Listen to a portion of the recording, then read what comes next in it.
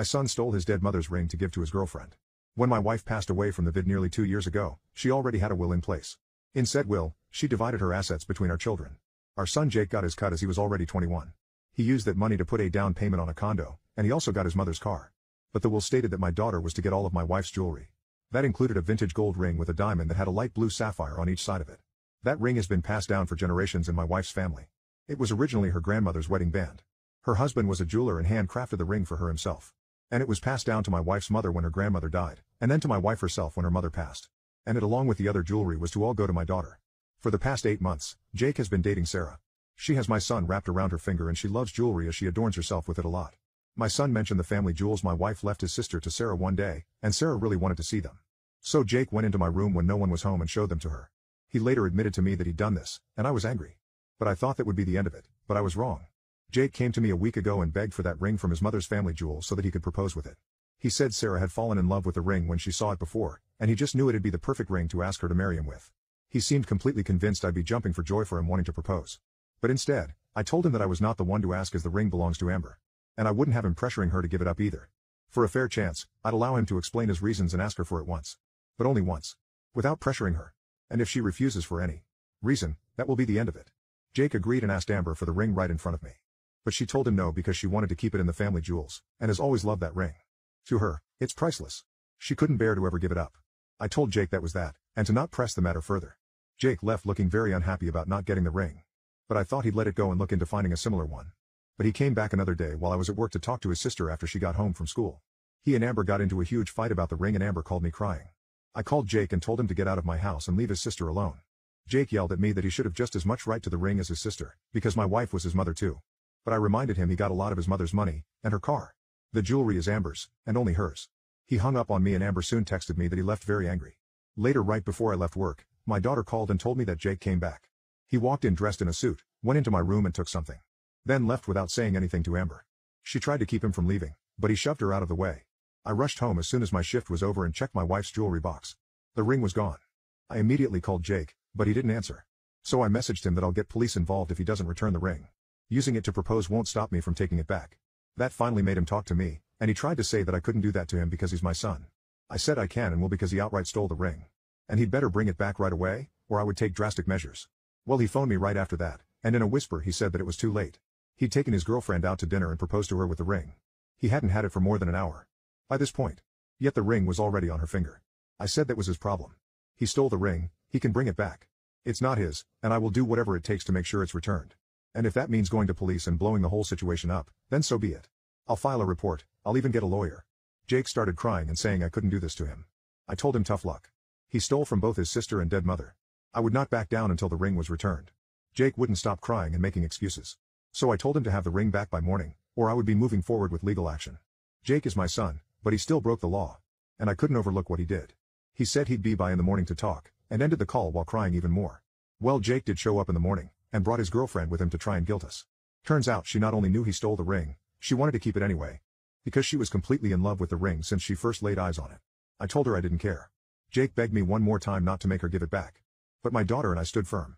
Return the ring or face police and maybe even a potential lawsuit.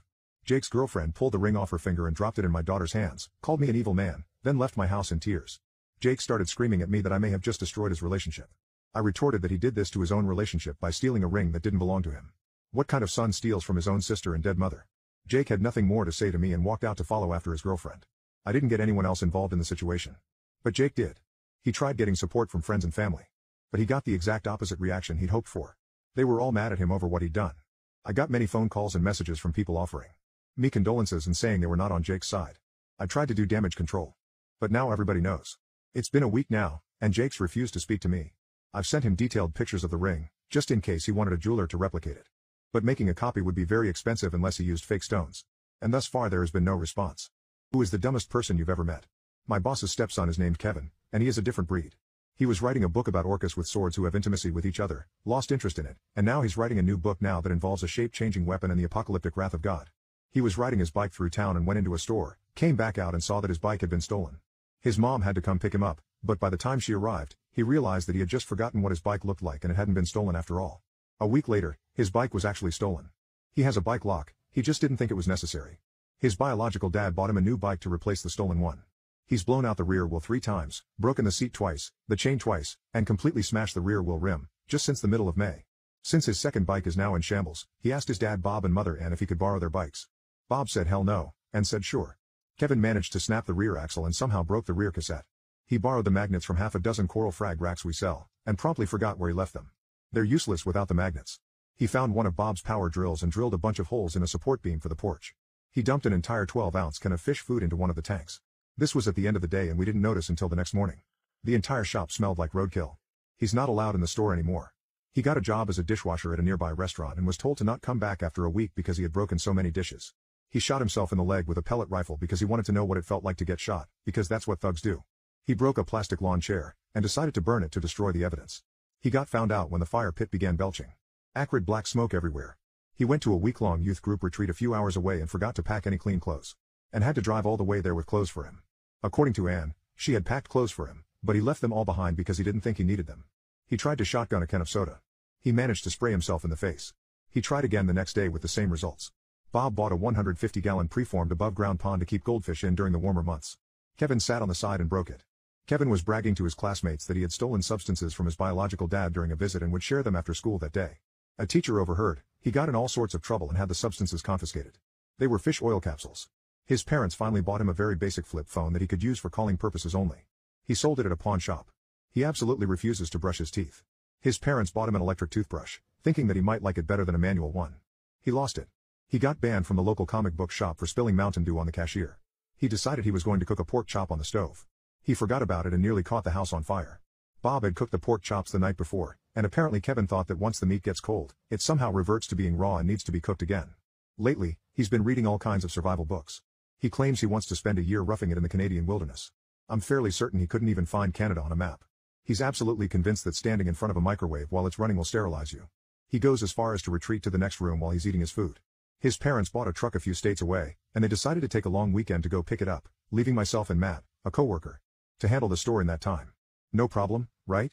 Except that they left Kevin at home as well, with a rather long list of explicitly articulated do's and do nots that he was expected to follow. They would have had better luck convincing a whale to spontaneously evolve into an elephant. He tried to use this parental reprieve to do everything he wanted without consequences. He tried to get into the store's cash drawer. I had the key with me at all times, and even told me that Bob was okay with him taking cash out of the drawer once in a while. He had a fire roaring in the grill, a shop vac blowing air into the coals, and was trying to melt a metal rod in the heat while using winter gloves to insulate himself. He claimed he was blacksmithing again. I promptly shut it down before he caught the house or himself on fire. I went to the store's garage to look for something. Kevin was there, and loudly announced I'm not doing anything. I hadn't asked. I still have no idea what he was up to. Kevin announced to Matt and I that he was having friends over that night to smoke grass and do substances. I said not a chance. I called Bob. He said absolutely not. I told Kevin, and he said his parents didn't have to know. He tried to bribe me with a few grams. I turned him down. Matt stayed the night at the house, more to keep an eye on Kevin than anything else. Kevin invited his friends over anyway. They filled the house with smoke and threatened Matt when he confronted them. Matt called me, then called Bob. Bob called the next door neighbor who came over and stormed into Kevin's room, scaring the crap out of Kevin and his buddies. He then tried to bribe Matt with a few grams as well. Matt also turned him down. Kevin and his buddies then tried to hide in the garage after the neighbor left. Matt found them when one of them knocked over a small aquarium and broke it, and they ran out through the back door. Who is the dumbest person you've ever met? My boss's stepson is named Kevin, and he is a different breed. He was writing a book about orcas with swords who have intimacy with each other, lost interest in it, and now he's writing a new book now that involves a shape-changing weapon and the apocalyptic wrath of God.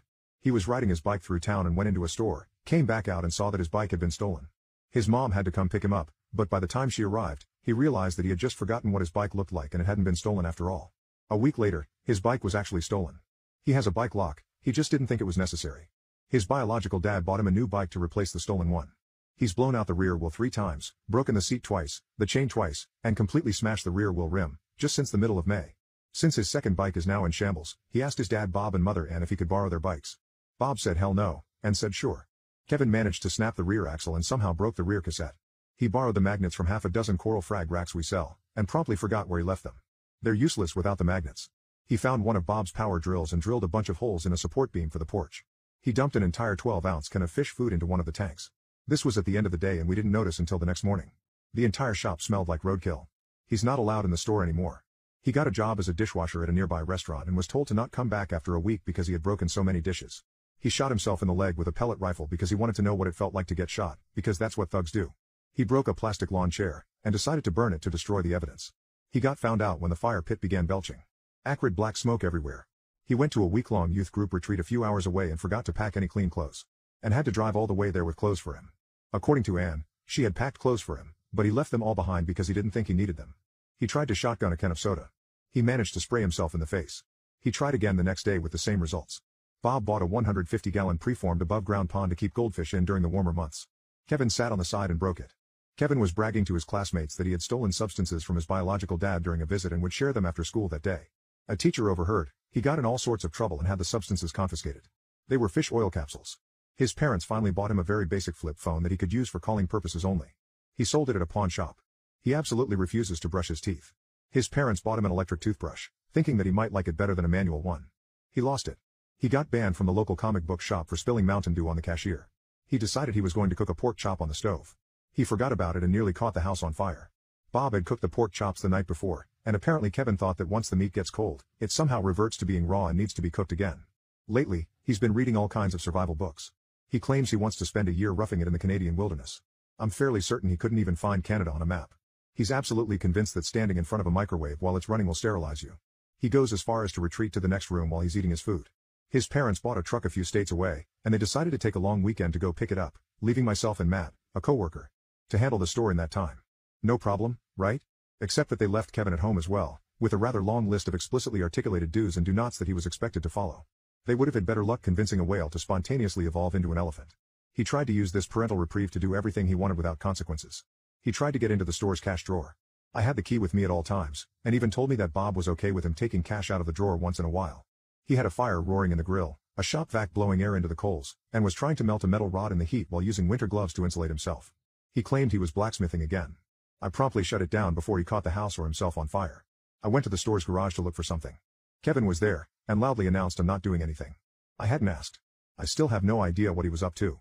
Kevin announced to Matt and I that he was having friends over that night to smoke grass and do substances. I said not a chance. I called Bob. He said absolutely not.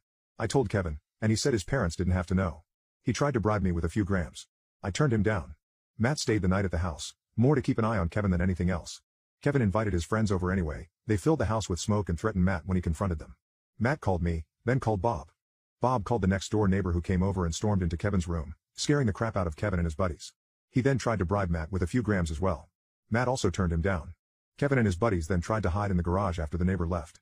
Matt found them when one of them knocked over a small aquarium and broke it, and they ran out through the back door. My boyfriend doesn't give a F. It's currently 3 a.m., and I can't sleep. I just got off the phone with my boyfriend and my stomach is in knots. We were talking about politics, which is normally a topic he likes to avoid. But I like picking people's brains, so I talked him into it. Bad idea in hindsight. I knew he's become a bit more conservative than he was when we started dating 2 years ago, but tonight it really hit me that he's more than a bit conservative. It started off relatively innocent enough, talking about the presidential election and so on. It later progressed to abortion and LGBT issues. He's basically pro-choice, but if I ever got pregnant with his kid and got rid of it, it would be a problem. Then it progressed to him supporting anti-trans laws, the Don't Say Gay bill, the drag ban, etc. I feel like I talked a little bit of sense into him, though. Before we got off the phone, he asked if his voting for someone I didn't like would ever be a problem. I told him only if they plan on infringing on people's rights. He then asked what I meant by that. I said, for example, if you vote for someone that wanted to get rid of gay marriage or something like that, it would have to be a conversation. He got defensive, saying if he agrees with everything else they say and wants to vote for them, he can. I said, yeah, and I understand that, but they still want to take away someone's rights, which isn't okay. He said that if that ever happened he would break up with me because no one is going to control what I think or do. I tried using a more personal example to get him to understand. I'm Native American, Lakota raised, but Choctaw registered. So I said, okay, what if you agreed with someone on everything, but they wanted to revoke reservation status from every tribe and take back res land? An extreme example, I know, but I wanted him to understand. He said if he agrees with everything else, it doesn't matter. It kind of broke my heart. It made me feel like he didn't care for me. I was so stunned I just sat there with my phone in my hand. He asked if there was anything else I wanted to talk about. I told him that threw me for a loop. We sat there with more quiet. He again asked if there was anything else I needed to talk about. I just said again I was thrown for a loop. He said he had to be up in the morning, so he had to go. We said our I love yous, and that was it. When we started dating, he loved hearing about my native culture and believed in LGBT rights. I don't know what happened. I don't know if he just drastically changed or if I was just duped. Typing this now, I'm realizing there's been other things this past year that really hurt me, and I just pushed them aside. I don't want to let him go. I know he's kind, and he's shown me so many times, but some things concerning my native culture have caused problems this past year. It just really effing hurts. Maybe it's my fault for making it personal. Did I overreact?